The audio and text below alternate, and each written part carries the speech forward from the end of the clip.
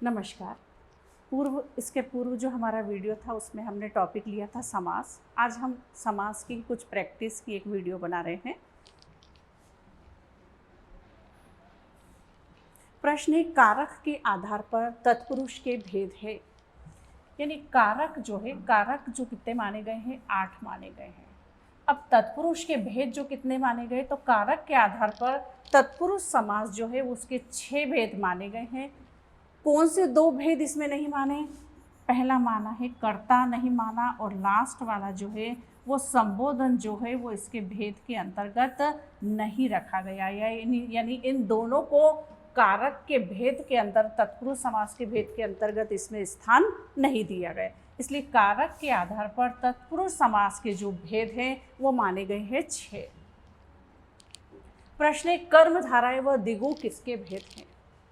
कर्मधाराएं और दिगु जो हैं वो तत्पुरुष समास के 2 भेद माने गए हैं। अगला प्रश्न है, यथाशक्ति समास है।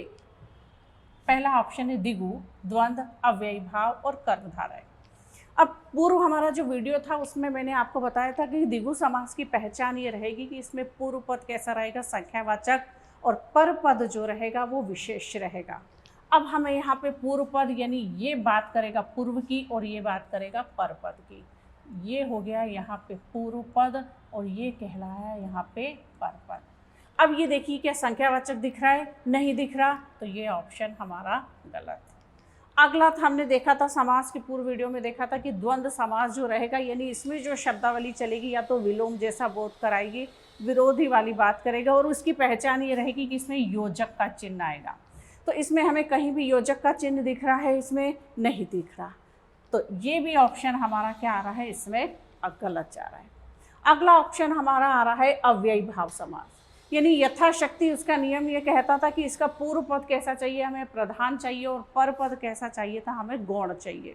यानी अव्ययी भाव की पहचान ये रहती है कि इसमें जो शब्द आएंगे वो कैसे रहेंगे, अविकारी शब्द रहेंगे। अब आप यहाँ पे देखिए, यथाशक्ति शब्द को देखिए कि ये विकारी शब्द है या अविकारी। यानी विकारी जो लिंग वचन से बदल जाएंगे, अविकारी जो लिंग वचन से परिवर्तित नहीं होते। अब हम देखें कि यथाशक्ति, अब हम इसे लिंग वचन में परिवर्तित कर सकते हैं। हम इसे यथाशक्ति की जगह यथाशक्तो कर सकते हैं, नहीं किया जा सकता। यानी ये जो शब्द है हमारा, ये कैसा शब्द हमारा चल रहा है, अविकारी शब्द चल रहा है। तो अब हमारा जो ये समास है यथाशक्ति, कौन सा समास हो गया, ये अव्ययी भाव समास हो गया। अगला प्रश्न है, सुरासुर समास है। सुरासुर। अब यहाँ देखिए कि द्वंद्व की मैंने आपको पहचान बताई थी कि इसमें आपको आएगा योजक का चिन्ह।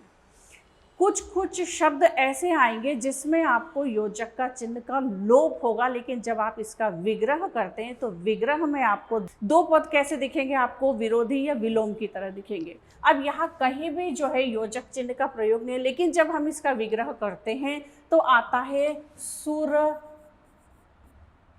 और असुर। यानी सुरासुर क्या हुआ, सुर और असुर, यानी दोनों पद अब कैसे हो गए, आपके प्रधान हो गए। तो इसमें अब समास हमारा जो आ रहा है वो कौन सा आ रहा है, द्वंद्व समास। द्वंद्व समास की मैंने आपको पहचान भी बताई थी पूर्व वीडियो में कि जब भी हम इसका विग्रह करते हैं तो और या अथवा विग्रह करने पर कहाँ आएंगे, इसके मध्य में आते हैं। अगला प्रश्न है, रणवीर में कौन सा समास है? कर्मधाराएं, दिगु, बहुव्रीहि, तत्पुरुष। रणवीर जो शब्द है इसमें जो हमारा समास आ रहा है वो आ रहा है तत्पुरुष समास, यानी रण में वीर। निम्न में बहुव्रीहि समास है। पहला ऑप्शन है बेहद, रात दिन, जलज, कुबुद्धि। अब हम पहला ऑप्शन देखते हैं बेहद। मैंने आपको अव्ययी भाव समास जब पढ़ाया था तो मैंने आपको उसकी पहचान ये बताई थी कि इसमें अविकारी शब्द होते हैं, अविकारी जो लिंग वचन से नहीं बदलते। अब हम शब्द देखिए कि बेहद। अब इसको हम ये देखिए कि हम इसको लिंग बेहद का बेहद ही कर सकते हैं, नहीं होगा। बेहदों होगा, नहीं होगा। यानी ये जो उदाहरण चल रहा है ये चल रहा है हमारा अव्ययी भाव समास का उदाहरण चल रहा है। तो उसने तो हमसे पूछा है कि बहुव्रीहि, तो यानी ये कौन सा उदाहरण हो किसका है, अव्ययी भाव का। अगला है रात दिन। रात दिन यानी उधर मैंने जब पूर्व अपन ने वीडियो में देखा था तो मैंने बताया था कि द्वंद्व समास जो है उसकी पहचान ये रहेगी कि उसमें क्या आएगा, योजक का चिन्ह आएगा। तो इसमें क्या चल रहा है, योजक का चिन्ह चल रहा है। विग्रह करने पर और या अथवा आना चाहिए तो वो भी आ रहा है। तो रात और दिन, तो ये यहाँ पे हमारा कौन सा हो गया है, ये तो द्वंद्व समास का। अगला है जलज।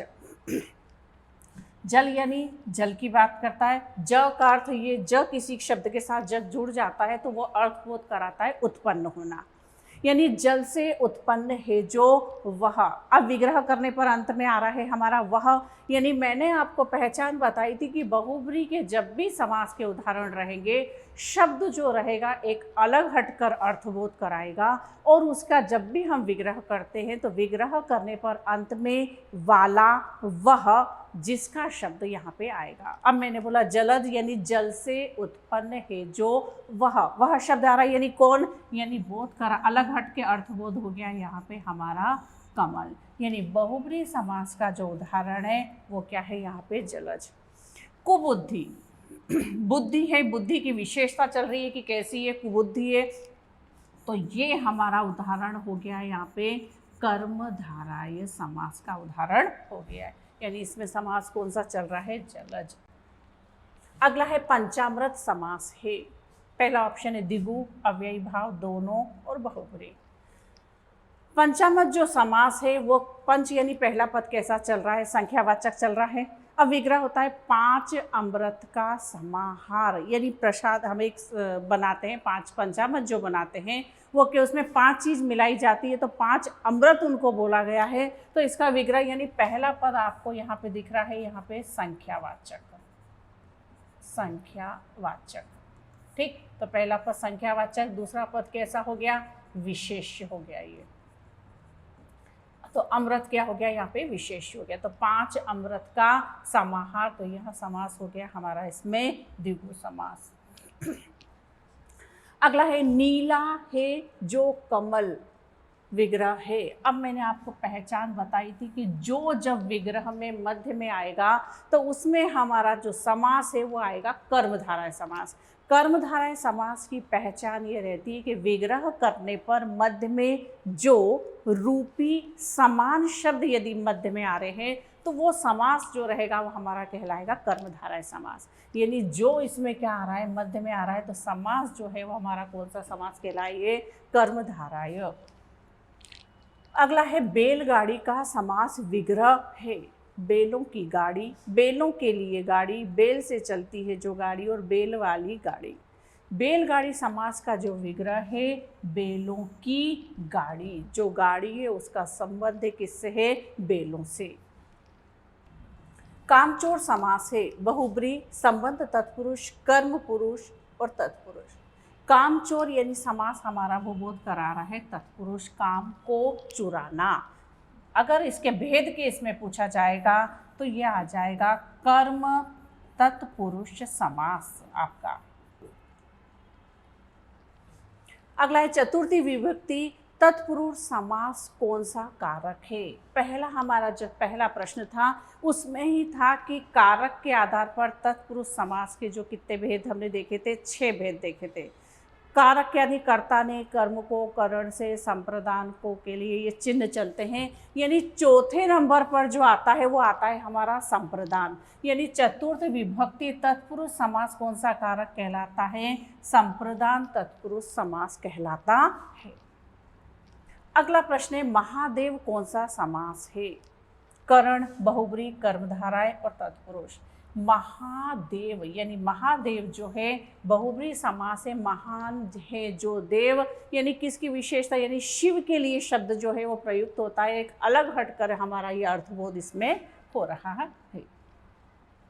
त्रिफला व तिरंगा है, ये शब्द मैं इसलिए रिपीट कर रही हूँ कि ये वाले दोनों शब्द कई बार परीक्षा में पूछ चुके हैं, आ चुके हैं। त्रि यानी पहला तो संख्यावाचक दिख रहा है, यहाँ पे तिरंगा में भी पहला संख्यावाचक दिख रहा है, तो ये हम देख करके हमको कभी भी इसको द्विगु में नहीं ले जाना है। त्रिफला और तिरंगा दोनों ही शब्द जो है एक अलग हटकर अर्थबोध कराते हैं। पहला आ रहा है त्रिफला, यानी 3 फलों से बनी है जो एक औषधि तैयार की जाती है। त्रिफला जो होता है एक बोध कराता है अलग हटके किसका, एक औषधि का बोध होता है। तो जब भी हमारा शब्द अलग हटके अर्थ बोध कराता है हम उसे ले जाएंगे बहुब्री समास में।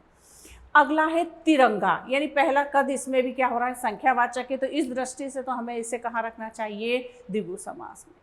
लेकिन तिरंगा जो है शब्द हमारा किसका, एक अलग हट के अर्थबोध करा रहा है, किसका, राष्ट्रध्वज का, यानी 3 रंगों वाला है जो वह, यानी किसकी बात करी गई यहाँ पे, एक राष्ट्रध्वज की बात की गई। तो ये दोनों ही शब्द जो है हमारे किस में आते हैं, बहुब्री समास में आते हैं।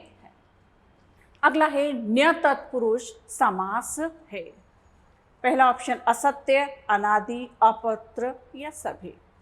अब न्य तत्पुरुष समास जो होता है यह मैं आपको बता देती हूँ, इसकी पहचान जो रहती है, जब भी हम इसका विग्रह करते हैं तो विग्रह करने पर शुरू में हम न का प्रयोग करते हैं, और इसकी भी पहचान ये रहती है कि इसमें उपसर्ग आते हैं ज़्यादातर, और जब इसका विग्रह हुआ तो उनमें क्या होगा, नकारात्मकता का बोध होगा।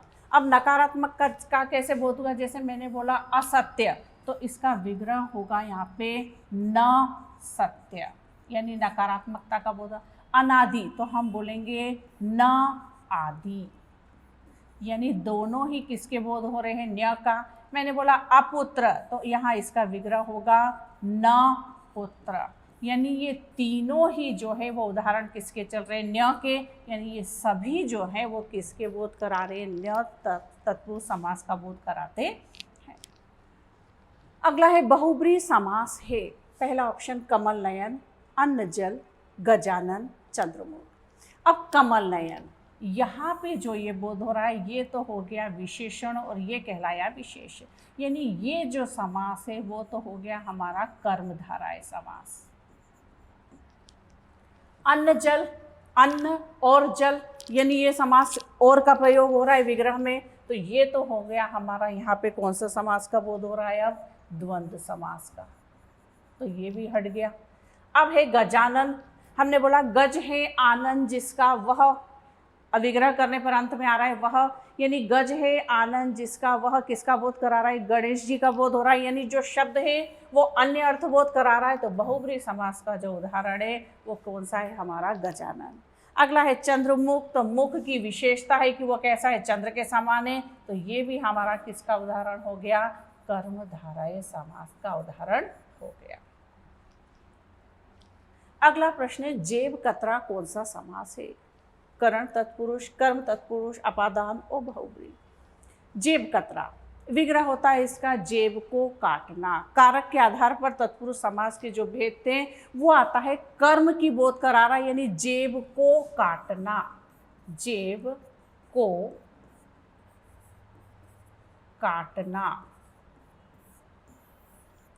अब विग्रह में क्या आ रहा है, को का प्रयोग हो रहा है, और हमने जब कारक का वीडियो बनाया था तो कारक में मैंने बताया था कि कर्म तत्पुरुष जो रहता है उसके चिन्ह चलेगा, उसमें आपका जब भी इस तरीके के शब्दों का विग्रह होगा तो उसमें को का चिन्ह आएगा, तो ये आ रहा है हमारा इसमें को का चिन्ह। जेब कतरा यानी जेब को काटना, तो कौन सा समास हो गया इसमें, कर्म तत्पुरुष। वनवास कौन सा समास है, अव्ययी भाव, कर्मधारय, तत्पुरुष और द्वंद्व। वनवास, वनवास जो है वो तत्पुरुष समास का एक भेद है, और अगर इसके भेद में भी हम जाते हैं तो तत्पुरुष समास यानी वन में वास, वन में वास, यानी विग्रह में क्या आ रहा है, में का चिन्ह यहाँ चल रहा है यहाँ पे, और में जो है वो चिन्ह किसका है, अधिकरण कारक का है। ठीक, तो यानी समास कौन सा हो गया, ये तत्पुरुष समास हो गया। का पुरुष शब्द में कौन सा समास है, तत्पुरुष, कर्मधारय, बहुब्री और द्वंद्व। इसका विग्रह होता है कायर है जो पुरुष।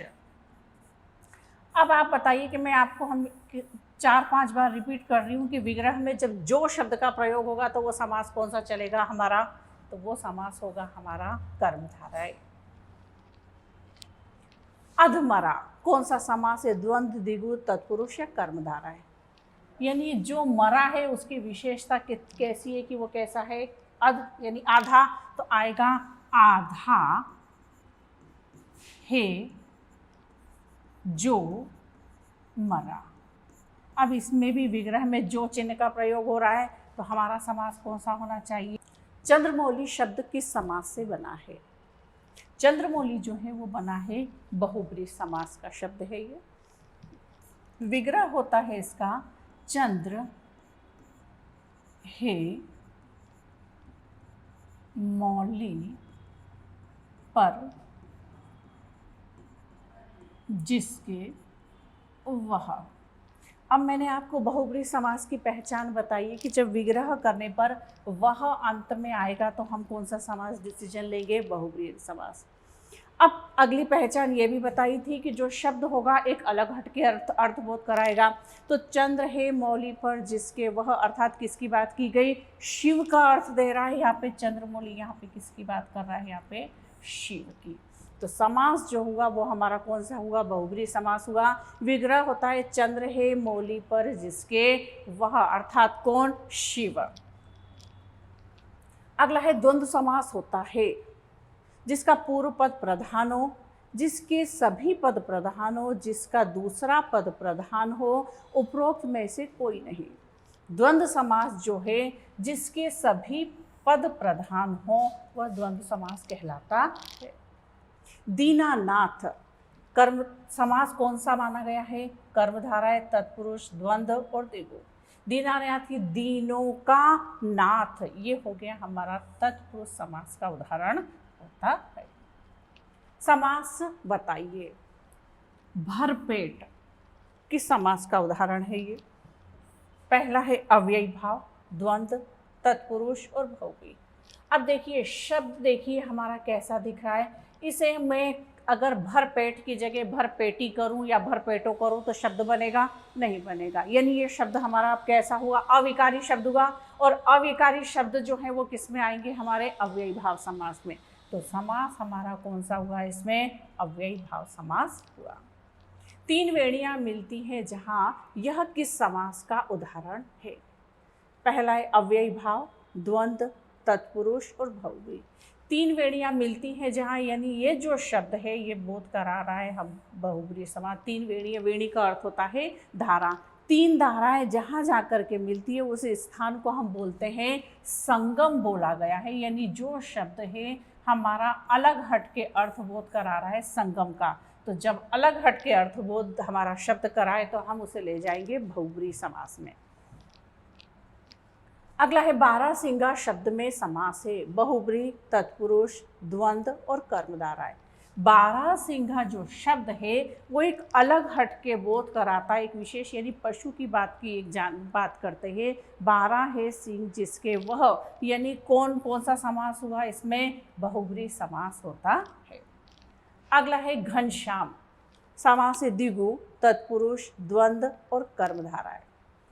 घन यानी यहाँ पे अर्थ आ रहा है इसका, यहाँ पे आया बादल। श्याम का अर्थ होता है यहाँ पे सांवला।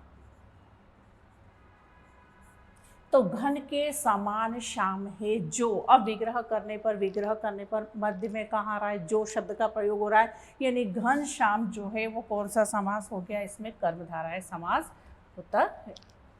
मुंह तोड़, द्वंद्व समास, कर्मधारय, तत्पुरुष या अव्ययी भाव। मुंह तोड़ जो समास है यह कैसा दिख रहा है? हमारा अविकारी शब्द दिख रहा है आपको। मुंह तोड़ का मुंह तोड़ी होगा, तोड़े होगा, नहीं होगा। यानी जो उदाहरण है हमारा किसका चल रहा है? ये अव्ययी भाव समास का उदाहरण है। जितेंद्रिय में कौन सा समास है? द्वंद्व, बहुब्रीहि, तत्पुरुष, कर्मधारय। अब इसका विग्रह होता है जितेंद्रिय, जीत लिया है इंद्रियों को जिसने वह। अब विग्रह करने पर वह आया है यहाँ पे। मैंने बोला जीत लिया है इंद्रियों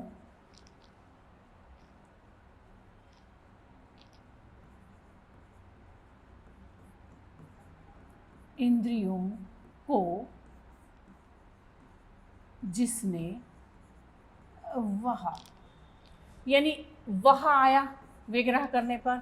अब जितेंद्रिय, जीत लिया है इंद्रियों को जिसने वह, एक विशेष अर्थ का बोध हुआ। यानी किसकी बात की जाती है यहाँ पे? महावीर। उन्हें जितेंद्रीय बोला गया है। तो शब्द है अलग हट के अर्थबोध करा रहा है, तो हमारा समास इसमें कौन सा चला है, आपका बहुब्रीहि समास आता है। निशाचर में कौन सा समास है, अव्ययी भाव, न्य, तत्पुरुष, बहुब्रीहि। निशा मतलब रात्रि, चर मतलब चरने वाला। तो निशा में चर या रात्रि में चरने वाला, यानी जो शब्द है एक अलग हट के बोध करा रहा है। यहाँ पे निशाचर यानी किसकी बात करता है, राक्षस की। तो शब्द वो हमारा समास कौन सा हुआ, इसमें बहुब्रीहि समास हुआ। दूध दही में कौन सा समास है, तत्पुरुष, द्वंद्व, कर्मधारय और द्विगु। यानी दूध दही पहचानी, इसकी क्या चल रही है, योजक का चिन्ह चल रहा है। और मैंने आपको बताया था जिसमें योजक का चिन्ह हो उसमें कौन सा समास चलेगा, हमारा द्वंद्व समास। तो इसमें ये दूध और दही। पंकज शब्द का उदाहरण है, पहला है अव्ययी भाव, तत्पुरुष, द्वंद्व और बहुब्रीहि। पंकज जो शब्द है वो उदाहरण आता है इसमें बहुब्रीहि समास का। बना कैसे, पंक, पंक का अर्थ होता है कीचड़। पंक का अर्थ क्या हुआ यहाँ पे, कीचड़। और ज, मैंने आपको पहले एक शब्द आया था जलज, उसमें भी बताया था कि ज शब्द किसी शब्द के साथ जब जुड़ जाता है तो ज शब्द अर्थबोध कराता है उत्पन्न होने का। हमने बोला था जलद यानी जल से उत्पन्न है जो वह, यानी किसकी बोध कराई थी, कमल का अर्थ निकल रहा था। ऐसे ही मैंने अब यहाँ भी पंकज, ज किसके साथ जुड़ा है, पंख के साथ जुड़ा है। तो पंख का अर्थ तो हुआ यहाँ पे कीचड़, और ज का अर्थ होता है यहाँ पे उत्पन्न होना। यानी पंख से उत्पन्न है जो वह, यानी कीचड़ में कौन उत्पन्न हो रहा है, यहाँ पे कमल जो होता है वो कीचड़ में ही उत्पन्न होता है। तो अर्थ विग्रह क्या हो रहा है, पंख में उत्पन्न है जो, या पंख से उत्पन्न है जो वह, यानी कौन है, कमल की बात हुई यहाँ पे। ये तो क्या आया है यहाँ पे, हमारा कमल। तो समास जो है वो हमारा कौन सा हुआ, इसमें बहुब्रीहि समास होता है। अगला है मृगनयनी में कौन सा समास है। मृगनयनी पहला ऑप्शन है अव्ययी भाव, तत्पुरुष, कर्मधारय और बहुब्रीहि। मृगनयनी यानी विग्रह होता है मृग जैसे नयनों वाली। यानी जो शब्द है एक विशेष अर्थ के अर्थबोध करा रहा है, यानी जब विशेष अर्थ निकल रहा है इसका, यहाँ पे निकलता है विशेष स्त्री। यानी शब्द जो है एक अलग हट के अर्थ होता है। मैंने बोला मृगनयनी, तो मृग जैसे नयनों वाली, यानी शब्द जो है अब किसकी बात की जा रही है, एक विशेष स्त्री के संदर्भ में बात की गई। तो समास हमारा इसमें चलेगा बहुब्रीहि। एक चीज और हम यहाँ देखें, अगर हमारे पास आया है मृग नयन, अब यहाँ से इसमें से ई की मात्रा हमने क्या कर दी, इस पे से हटा दी। अब शब्द हो गया हमारे पास मृगनयन। ये पूछा जाए कि मृगनयन में कौन सा समास है, तो मृगनयन में अब हमारा समास जो है वो आएगा कर्मधारय। कैसे कर्मधारय, देखिए जो नयन है उसकी विशेषता है कि कैसे है, मृग के समान। अब विग्रह होगा मृग के समान नयन। तो अब जैसे ही समान शब्द यदि मध्य में आता है तो हम उसको ले जाएंगे फिर किसमें, कर्मधारय में, उदाहरण में इसको लेके जाएंगे। अगला है किस समास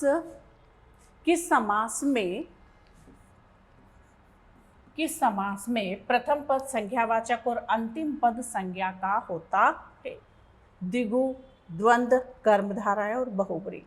यानी किस में संख्यावाचक होता है, पहला पद वो होता है द्विगु में, और अंतिम पद जो होता है वो इसमें होता है संज्ञा का होता। देशभक्ति विग्रह है, देश के लिए, भक्ति में समास है। विग्रह में जो हो रहा है वो किसका प्रयोग हो रहा है, के लिए। तो यानी कारक के आधार पर तत्पुरुष समास के जो भेद थे उनमें से ही, यानी अगर इसमें भेद आता है तो फिर इसमें भेद आएगा इसका संप्रदान तत्पुरुष। और अगर भेद आपके ऑप्शन में नहीं है तो हम इसका उत्तर लेंगे तत्पुरुष समास। पंचानन समस्त पद में कौन सा समास है।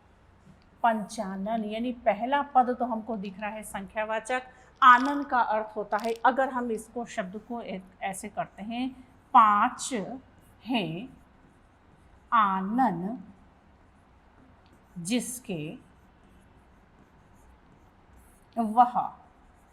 अब देखिए पहली पहचान तो क्या होगी, वह आ रहा है विग्रह करने पर अंत में, यानी हमें क्या डिसीजन लेना है, बहुव्रीहि समास का। लेकिन ये देखिए कि पहला पद इसका वो भी क्या चल रहा है, संख्यावाचक चल रहा है। तो हम अगर उस दृष्टिकोण से देखें तो हमें तीसरा अर्थ चाहिए, और पंचानन जो शब्द है वो देता है तीसरे अंत, यानी 5 है आनंद जिसके वह, यानी किसकी बात की गई यहाँ पे, शिव की बात की जा रही है। तो जो शब्द है हमारा वो अन्य हट के अर्थबोध करा रहा है उससे, तो हम इसका उत्तर यहाँ पे लिखेंगे बहुव्रीहि समास। इनमें किस शब्द में बहुव्रीहि समास है, पंकज, कमल नयन, राजकुमार और पानी। अभी पूर्व प्रश्न जो गया था उसी में मैंने बताया था, पंकज यानी पंख से उत्पन्न है जो वह, यानी किसकी बात की जा रही है, बहुव्रीहि समास आ रहा है, और किसकी बात की गई, कमल की बात की गई। तो जो इसमें उदाहरण है बहुव्रीहि समास का, जो उदाहरण है वो कौन सा है, आपका पंकज। ये जो है इसमें समास चल रहा है आपका कर्मधारा है। राजकुमार, राजा का कुमार, तो ये जो समास है ये आ रहा है इसमें तत्पुरुष, और पानी इसमें कोई सा भी समास नहीं है। चक्रपाणी समस्त पद का सही विग्रह कौन सा है।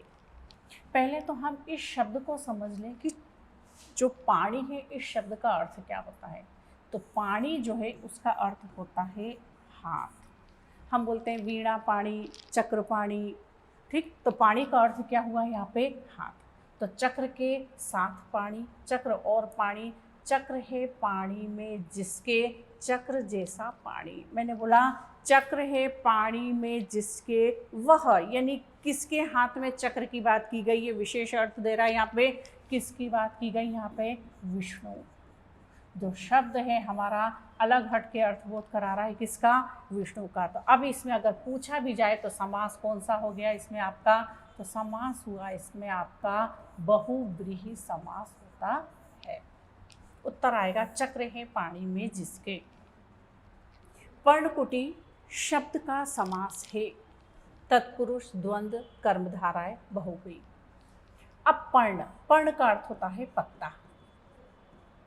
कुटी जो है कुटिया की बात करते हैं। अब जो कुटी है उसकी विशेषता बता रहा है कि वो किससे बनी हुई है, पर्ण से बनी है। अब मैं इसका विग्रह करती हूँ, मैं देखिए आप, मैं विग्रह कर रही हूँ, पर्ण से बनी है जो कुटी। अब विग्रह में क्या आ रहा है, जो शब्द का प्रयोग हो रहा है, मैंने बोला पर्ण से बनी है जो कुटी, यानी जो कुटी बनी है उसकी विशेषता है कि वो किससे बनी हुई है, पर्ण से बनी। और विग्रह करने पर जो शब्द आ रहा है यहाँ पे, तो अब हमारा समास उस हिसाब से कौन सा हुआ यहाँ पे, कर्मधारय समास। धन्यवाद, मिलते हैं हम अपने अगले वीडियो में फिर से। अगला वीडियो हम बनाएंगे अपना वर्णमाला पर। धन्यवाद।